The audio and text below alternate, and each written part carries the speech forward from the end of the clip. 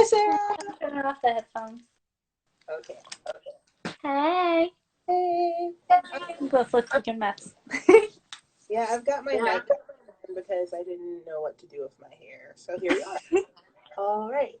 And So beautiful. so we're on episode 2 of Feud, Betty and Joan. And we're going to talk about how the episode went.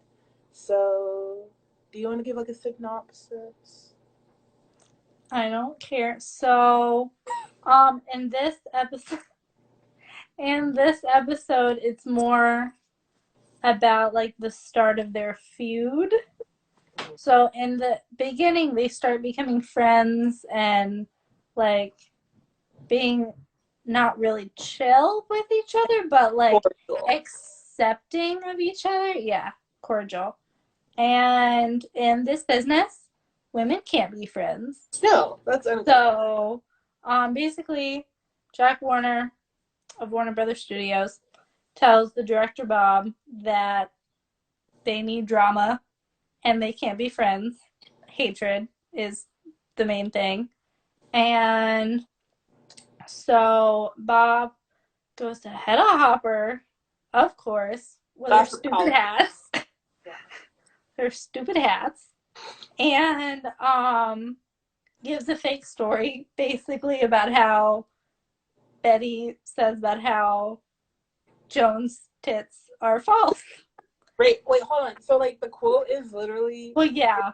Her tits are so fake that I can't play to them. I can't act Yeah. with how I can't act with them in the room. Who says that? Like nobody. Right. A man trying to frame a female against another female. Yeah. That's what that is. And so she publishes it. Joan gets pissed.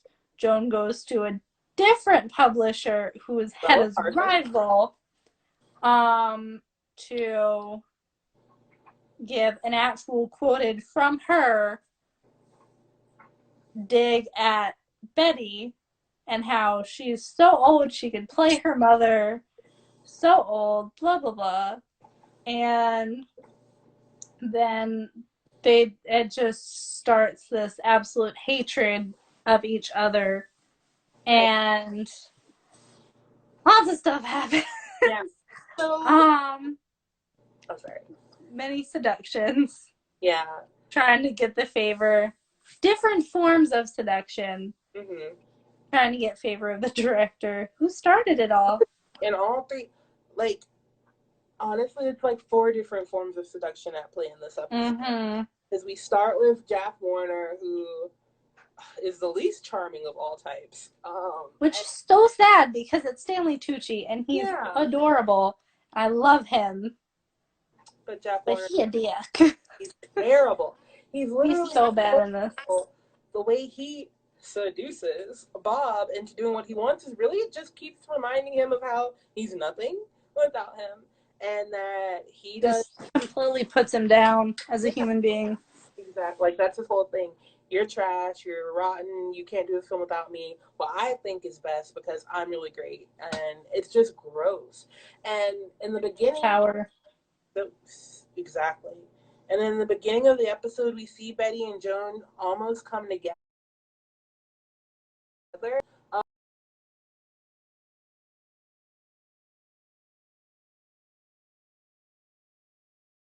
Because they came together to get a girl fired. Yeah. So not who Betty's daughter then replaces. Mm-hmm.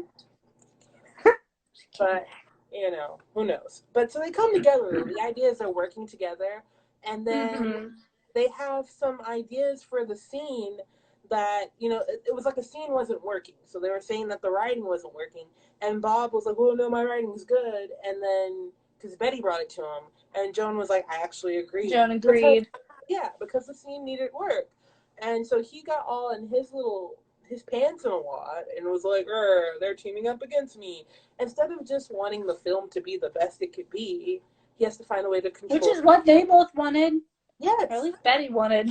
Yeah. Like, so that's the thing, which we kind of said last week, but obviously you can't see that, was that Betty's her whole thing is that she wants the film she's in to be the best it can be, because at the Not end, her the person, right, the film. right, Like, she deliberately puts terrible makeup on to make herself look psychotic and old because that's how for a people, reason. yeah, Whereas Joan, wants to look as full pretty pretty, makeup on. yeah, Kids. like they even Yeah. like they even make a comment. I don't think it didn't happen yet, but later on, like oh no, whatever. The point is, Joan did like a movie once where she was like, swept in the water and almost drowned, and like not a hair out of place. That's not like that. It's not this kind of movie. Yeah. So Betty wants everything right, and sometimes Joan definitely doesn't get that because she feels like she's being attacked. But like today she got it, and we were on the same page. But now Bob is like, "Oh no, you guys just want to control me." Like no one ever thinks that people are just doing their job. Like that goes out the window. They always think that it's something for their own self gain. Right. And then flip it and make it about their own self gain. Yeah. And so there's that seduction, and then there's Hedda Hopper, because I'm going to use the actual, okay. So Hedda Hopper is like this awful gossip columnist, as we've said. And basically, she just sinks her teeth into everyone she can to get a salacious, I don't know, to get a story that's like, to get a rotten story about people. And she does it in the worst ways possible. Like, she'll just poke at you. And if you don't want to give her a story, then she's got backlogs of stories that she can tell about you. So Like, much blackmail. right. Like, she's just like, oh, you don't want to tell me, Joan, about your co-star? Well, I can tell everybody who you slept with last week. What's even happening? So she's like, there's no kindness in the way she does it. It's very straightforward. I'll ruin your life or you'll give me what I want. And then when she do, she's like, buddy, buddy. But you have to know it's fake. Yet Bob doesn't seem to get that. Usually Joan doesn't seem to get that. And except for this one time, Joan played her. So that's pretty cool. But like, so there's two instances of like actual what you dirty birdies thought we meant when we said seduction. So sexual seduction. yeah, sexual seduction. Anyway, so like we were saying, there's a lot of strife on set, and so after the comments come out about Joan is feeling very, I mean, she's feeling understandably vulnerable. That's fair. I won't take that from her. But She does feel attacked. right. But instead of acting like a normal grown woman and like talking to someone. Yeah, going to Betty and being like, did you write this about me or not? Right. She's like, and believing her. Yeah, when she said she didn't. This is the director. Right? Who's the one that said it in the first place? Right? Like it's his. So I don't. Yeah, Betty and Joan were being friends, and then Bob sold some fake comments from Betty to Hedda Hopper, and after that, Joan was all in a fit because she believed they had to come from somewhere, but she hadn't even thought about what if it's from neither one of you? What if it's like?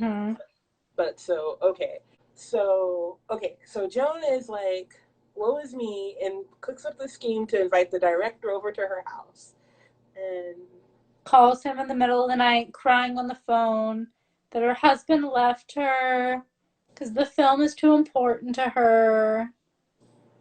It's just a threatens to quit the movie. Yeah, like she threatens to quit the movie. She'll leave. She'll walk. And he's like, "Oh, Joan, you don't have to do that. Like, I care about you." And so she's like, "We'll prove it." And he's like, "Yo, wait, hold on, get off of me." And well, then her husband comes back because he didn't leave her. Right, like right in the middle. He was like on vacation or like some business trip. And Joan's like, "I thought you were out of town." And he's like, completely walked into her trying to kiss Bob, the director. And so now she's caught because Bob is like, "What on? You know what? I'm out. Don't need this," and leaves. And then the poor guy, her boyfriend, you would think that he would get a little bit of a, hey, look, it's not what you think or nothing. Nope. He was just like, hey, what you doing? And she was like, I don't have to explain anything to you. As a matter of fact, you're recast. We're gonna switch your role out for a new guy. And I'm just like, who talks to somebody like that? Mm-hmm. Oh my gosh. Honestly, I don't know how he stuck in that long, but so that's the end of her marriage. Well, I think it's just a boyfriend, but that's the end of her relationship. Can't remember. Even though she's still gonna be like, "Oh, I'm so lonely," because you do. Woe is me. People. Yeah, and then But then there's Betty, who is actually woe is me. Well, not really woe is me, but like she's actually yeah, a well, hot mess. Like she's actually very depressed. great because Called the next night. yeah, And 12 minutes. Okay, great. um She's been fighting with her daughter, mm-hmm. and she is worried about Her daughter's been flirting around set. Yeah, Her I mean, so daughter's a jerk. okay, yeah, I don't like her daughter. no, we don't. I mean, in real life, like she's, you know what? Yeah. Anyway, but She called Betty a to be witch. fair, yeah, if she was a witch, you'd have a better acting career. That's mean. All right, so Yeah. to be fair, the daughter at first, like she's like, yeah, she's flirting around on set, but she's 16. You know, that's fine. But whose mom?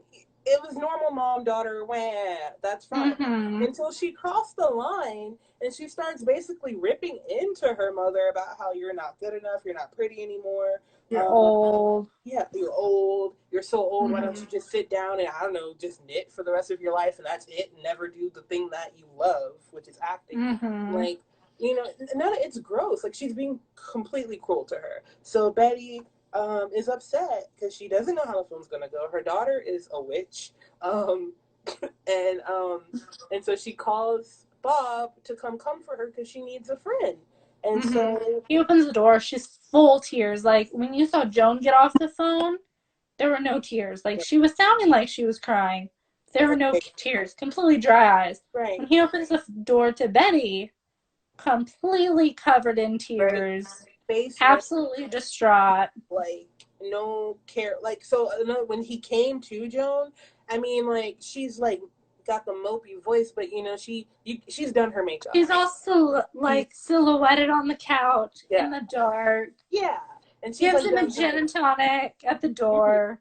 Betty can't do that. Like she is inches away from just falling on him when they open the door. And Mm-hmm. so it's different, like, and it's implied that they do more than just comfort each other. But the thing is, the difference is, whereas Joan was trying to like trap him in her house, For uh, power. power, yeah, it's a power move. She's using Because it. she thinks that Betty and Bob are so close because Right, they're friends. right, He's like her only friend at this point. yeah, And so they're all close in on set and the crew like whispering and stuff, and Joan just believes it. They because must be Joan doesn't sleeping have friends. together. So that's why she I'm kidding. tries to seduce him in the first place. Yeah. And so, yeah, so she thought she could gain power by like getting his pants, which he does allude to that she's done it before. Like she's tried to do that before. And then Betty, on the other hand, I just don't think power was anywhere near her. Like she's I just, don't think she even had sex in her mind. uh, Like it was just like yeah, needed a person. desperately depressed, needed Right, somebody to spill her life problems to. right. Bob showed up and made her laugh. She Yeah, probably had a couple drinks. She wasn't wasted. Had a couple drinks. yeah. He And, leaned in for a kiss. mm-hmm. And then, whatever. Like they He's had a, lonely. yeah, she's really lonely. Like that's the overarching over whatever. That's the theme of the thing. Like they're lonely, and they're both lonely, but they manifest the way they treat people and what they do to recover from that. Completely differently. Yeah, but so it's going good, and we hope you guys. Oh, bye, Chelsea. See you later. Love you, Chelsea. But so that's the episode, and I hope you guys enjoyed. I hope you guys watch Feud because as much as we can fangirl out, you won't see the beauty unless you watch it. Yeah. Bye. Bye.